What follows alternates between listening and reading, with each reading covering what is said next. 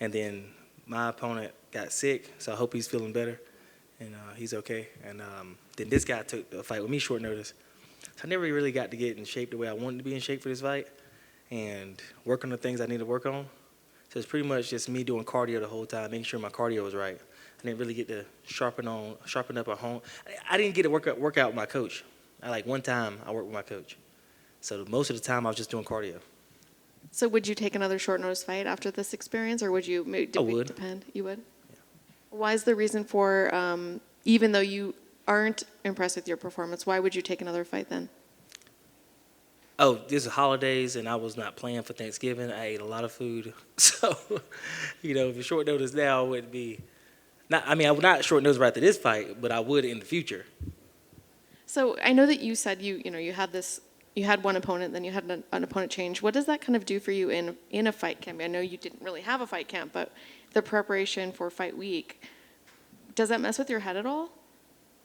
No, it's a human. I might have to fight everybody anyways, right?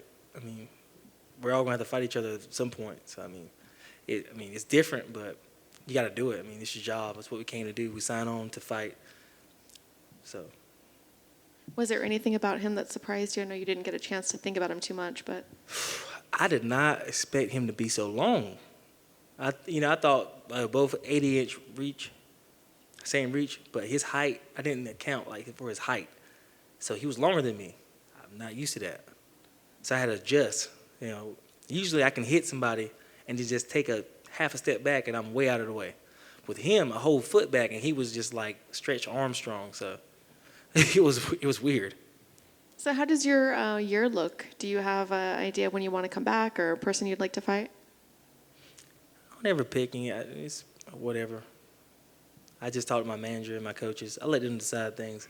I'm like a woman with food. I don't like to choose where we eat. I don't like to choose all that stuff. I like to be told. More like a soldier. I like to be told. I don't want to make it a plan. Is that just for opponent, or is that also when you want to come back? Both. Okay. How many times do you want to fight this year?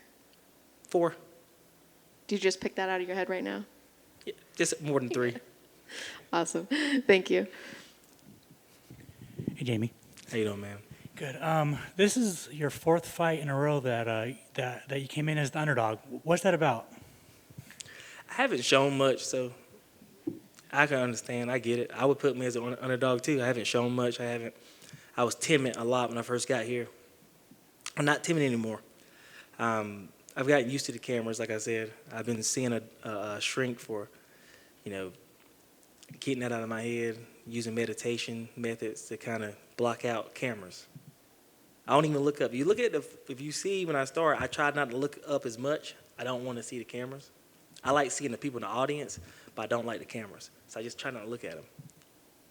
Yeah, you mentioned that last fight that you were seeing a sports psychologist. How is that going? It's doing good. I talked to him before the fight. He sent me a few messages, and told me to meditate. That's what I did. Just went in the bathroom, turned off all the lights, did my breathing techniques and stuff like that. Visualizing the win, not thinking about cameras, thinking about being in Duplin County, where I'm from, being in my gym, PCSP, or being with my coach, David Mejia, in Rose Hill, North Carolina. Just being where I'm comfortable. That's what I think about. Well, what are you doing for the rest of the night? Well, they changed my flight because a snowstorm or something's going on in North Carolina or heading towards us, so they canceled our flights. So UFC is getting us out tonight after I got cleared. So we got to actually get to the airport in like 2 hours. And finally, Nightwolf, where did that come from, and does it have anything to do with Mortal Kombat? No, it doesn't actually. I didn't think it's actually my four-wheeler. That Nightwolf is a four-wheeler, it's a quad. It's a 2019 700 R Raptor.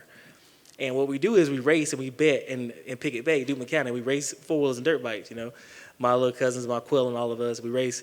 And all our four-wheelers and dirt bikes are named something. And I named mine Nightwolf. And everybody just started calling me Nightwolf. So I was like, yeah, I'll use it as a fight name. Like, it was something stupid like that, Like, it wasn't like, oh, I'm calling myself Nightwolf. It's just some weird stuff, my daughter's going to ask me at one point, why did they call you that? I'm like, I used to be a samurai. Congratulations. Thank you, my man. I'll just make one quick one because I know you got to catch a flight. You mentioned about how when he was out there, he surprised you with the length. Is there a point when that happens when you're like, oh, this is a little bit more fun now. This is a little bit more challenging. Yeah. Does that excite you? It did. Yes, sir. That's a good, yeah, it did. It kind of like, that's why I kind of smiled. If you saw me smile, like, I was like, my eyebrows went up like, oh, I have to actually be technical with you more than I would with anybody else because you're just as long, well, you're longer than me. Yeah, I'm used to being able to use my reach and get out of the way. So is that something then maybe in for the training camp you're gonna maybe ask coaches like, hey, we need to kind of focus on this sort of thing? Yes, and I'm a big fan of his coach too, James Krause. I'm a big fan of everybody that fights in the UFC. I'm like a huge UFC fan, so I'm a big fan of him. And him coaching against me, I was like, oh, he's coaching against me. Did he come up afterwards, give you props or anything? Yeah, I talked to him. I love that guy. He's really nice. I like him. But I just want to say, shout out to my coach, David Mejia. He's been my coach for 10 years plus. Taught me most of the stuff I know, standing up. Justin Saucy, my best friend. Big shout out to Trey Woods and Joe Selecki, my teammates, and my coach, John Salter, and Carlos, and my team management team, LCA Management, PCSP, my GM, Salty Dog Jiu-Jitsu, and just my whole town, Duplin County, North Carolina. I love all you guys. And to my daughter, I'll be seeing you soon, Camilla Pickett. That's awesome. Congrats on the win. Have a safe flight home. Thanks.